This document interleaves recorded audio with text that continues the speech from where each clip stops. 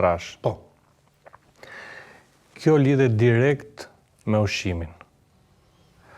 Njerëzit duhet të ndërgjegjësohen jashtë mase drejt ushqimeve, drejt informimit dhe konsumimit të produkteve cilësore. Kjo është një gjë themelore që duhet ndodhi dhe duhet ndodhi në mënyrë të menjëhershme në Shqipëri.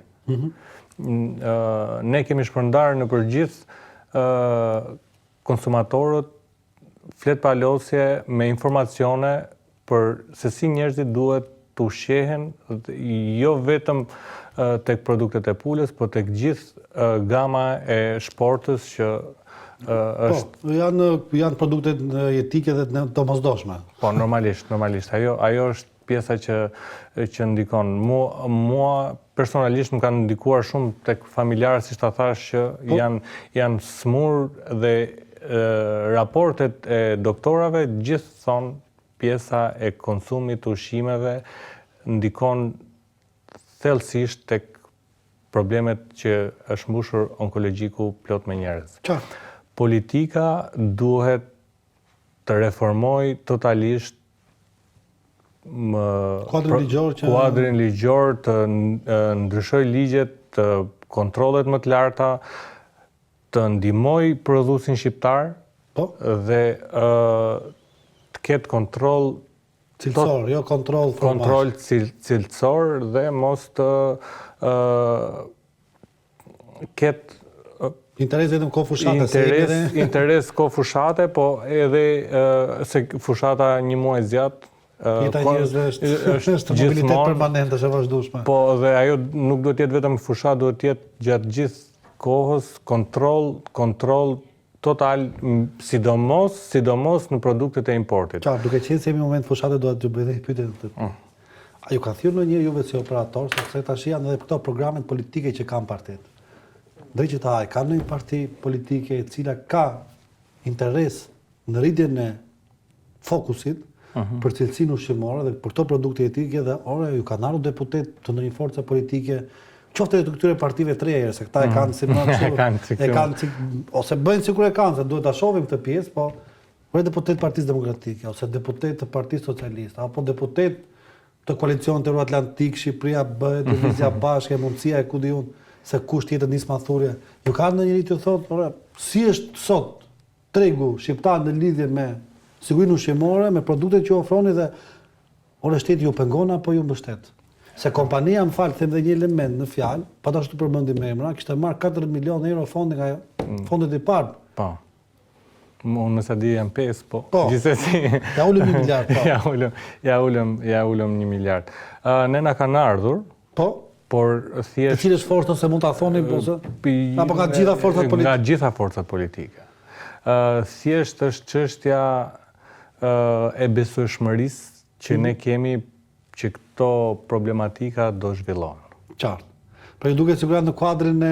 Janë në kuadrin e deri në 11 maj dhe ne do të vazhdojmë atë punën tonë, ne besojmë se gjërat do ndryshojnë, por që të bëjmë fushat me investimet tona pa ndihmën e asnjë lloj partie. Thjeshta për të shërbyer aty kuptimin e vizualitetit dhe nuk e kemi si gjë, por thjesht dua të them që prodhuesin shqiptar, ju do ta keni parë shpeshherë qoftë tuke ju, qoftë në mediat të tjera, ka pasur zero investim nga shteti, zero subvencionim, zero ndihmë nga shteti. Qartë. Unë duat të them edhe një gjë, edhe duat qëse mund ma thoni drejt për drejt. Asnjëra nga forcat politike nuk mendon që e ka shqetësim real. Do më thonë janë të njëjtë standard, apo edhe pa dashur të bësh reklam ndonjërs për tyre, keni vënë diferencë tek në lidhje me këtë interesim. Pra, në kuptimin të ndërmarrën dhe një iniciativë konkrete. Thot dikush nga ata që shiko, unë kam parë këtë model i cili aplikohet në Hungari, në Greqi, në Francë, dhe dua ta aplikoj këtu, bëhet nga perspektiva e një operatori, apo thjesht bën këto pyetje të përgjithshme? Thjesht me që kam parë, domethënë nëpër media, është thjesht do ulim këtë, do ulim atë, do ulim këtë që ka 35 vjet që ndodh në Shqipëri. Pra vetëm nga ana e perspektivës të politikave të taksimit edhe të... Po, vetëm të taksimi. nuk është, ka ndodhur më përpara, besoj, kanë ndodhur disa subvencionime. Qytetarët që ta dinë se thonë për shëndetin e tyre. Ka ndodhur më përpara disa subvencionime më të vogla nga ish partia në pushtet, ca subvencionime në bujqësie, në kështu, por të pjesa e prodhimit, në ndjenin time, e kanë disa, besoj, parti në program që duan ta bëjnë këtë pjesën e subvencionimit ose të taksimit ulët, por këtu ka nevojë për ndryshim të sistemit dhe ndryshim të dhënies forcë të prodhuesve shqiptar.